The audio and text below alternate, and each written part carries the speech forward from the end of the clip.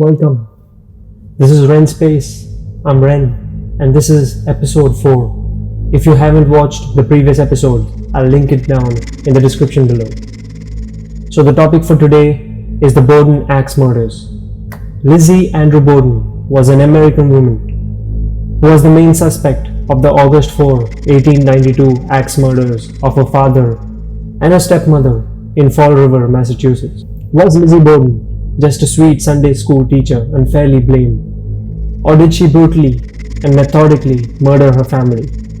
Let's find out.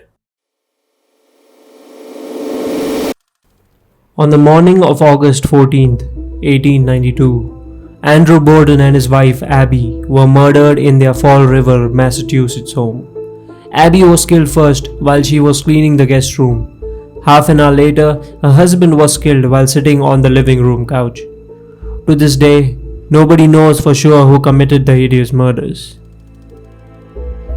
Andrew's daughter Lizzie Borden, an unmarried 32-year-old Sunday school teacher, quickly became the prime suspect.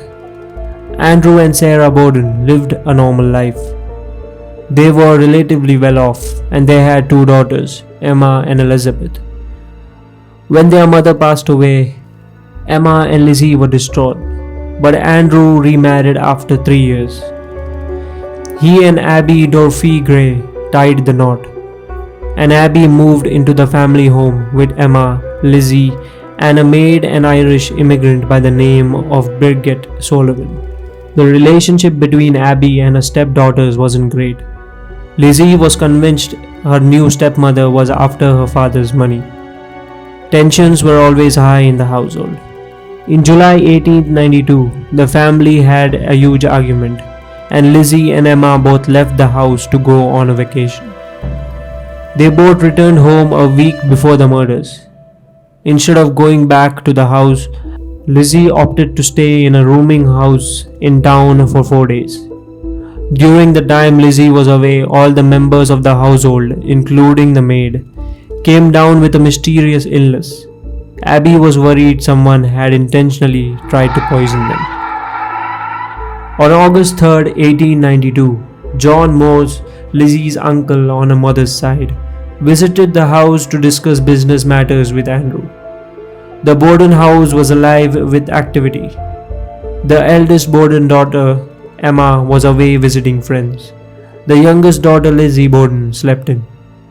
Lizzie was the last to join her family, coming downstairs after her uncle John Morse, who had arrived unexpectedly for the visit the day before, and left at 8:48 a.m. to visit a friend. Lizzie Borden decided against eating breakfast. Her father Andrew decided to go downtown Fall River, Massachusetts, where the family lived, at around 9 in the morning. It would be the last time he left his house alive. In her husband's absence, Abby went upstairs to make the bed where Morse had slept the night before. She would leave the room only one more time, looking for fresh pillowcases. Meanwhile, Andrew had returned home. The maid let him in and Lizzie came downstairs, claiming that Mrs. Borden had left the house after receiving a note saying that a friend was sick.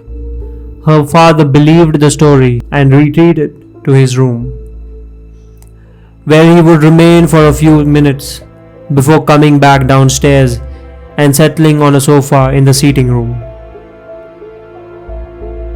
Sullivan, who was not feeling well perhaps from the flu that had traveled around the house days prior, went to rest in a room where she fell asleep. Abby was tidying up the guest room when she was attacked. The killer struck her 17 times in the back of the head. Andrew was lounging on the couch, possibly napping, when the murderer came for him. He was struck 10 to 11 times with an axe.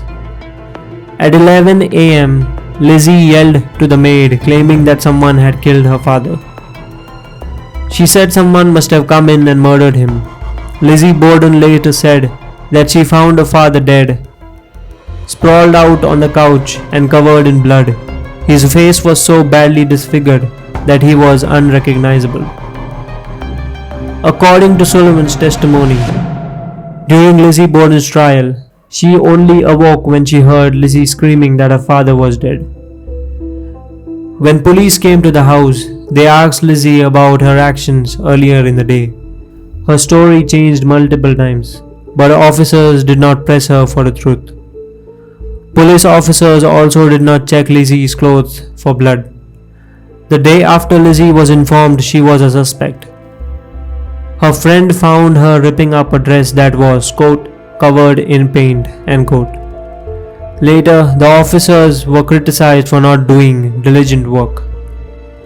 Eventually, investigators also discovered that the day before the murders took place, Lizzie had tried to buy prussic acid, otherwise known as cyanide, from a drugstore.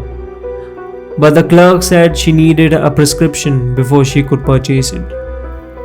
The trial of Lizzie Borden lasted 14 days. It was a media sensation. Newspaper headlines screamed, quote, Lizzie Borden defense opens, end quote. Reporters from Boston and New York crowded the courtrooms day after day. They called it the Great Trial. At one point, a piece of tissue paper covering the skull of her father fell to the floor. Lizzie caught sight of the bludgeoned skull and fainted. Her lawyer reasoned that whoever caused such extreme damage must have been covered in blood after the incident, but Lizzie's clothes were perfectly clean. On June 19th, Lizzie was found not guilty of murdering Andrew and Abby. Despite her acquittal, Lizzie remains the prime suspect in the case of the Borden murders. She was ostracized by the community, ended up changing her name to Elizabeth, and moved out of town. Over the years, other theories have come up, including that the maid Bridget did it, that Lizzie's sister Emma committed the crimes, and that John Morse was the murderer and came from out of town just to kill the Bordens. But none compare to the evidence on Lizzie. Lizzie Borden lived out the rest of her days in relative quiet and privacy before dying in 1927 at the age of 67. She took whatever secret she had about the murders of her parents to her grave.